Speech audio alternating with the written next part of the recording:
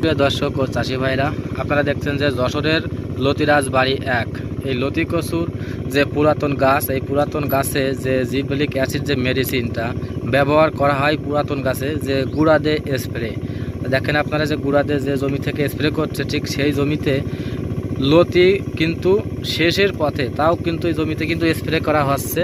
তা এই জমিতে কিন্তু কি ব্যবহার করা। আচ্ছা ভাই, আজ যে আপনি কচুতে যে গুঁড়া দিয়ে স্প্রে করলেন, এটা কিসের জন্য স্প্রে করলেন, না কি স্প্রে করলেন এটা? ভাই আজকে শুধু আমি ট্যাবলেট স্প্রে করেছি।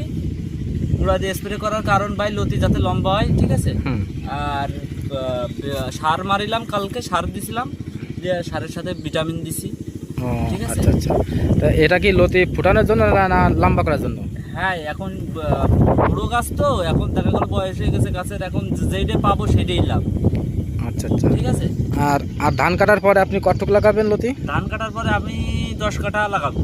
আচ্ছা, তো 10 কাঠা যখন লাগাবেন, তা আপনি চারা কি এই পুরাতন যে মেডিসিন ব্যবহার করলেন যে চারাটা, এই চারা লাগাবেন, না আপনি শুকনো জমির চারা যে জমিতে মেডিসিন ব্যবহার করা নেই সেই জমির চারা লাগাবেন? আমি এই জমির চারা লাগাবো না, এই জমির চারা লাগাইলে তো লতিই হবে না, আমি শুকনো জমির চারা লাগাবো।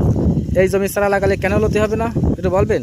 এই লতির এই যে পরিমাণে স্প্রে করতেছি, ওষুধ আমরা স্প্রে করতেছি, এই যার কারণে আপনি দেখেন একটা গাছের গুঁড়া দিয়ে 30টা 40টা করে গাছ আছে, যার কারণে আমরা এই গাছের চারা লাগাবো না, শুকনো গাছের চারা লাগাবো, শুকনো ভুঁড়ির চারা লাগাবো, যার কারণে আমাদের যাতে লতিটা খুব ভালো হয়, যার কারণে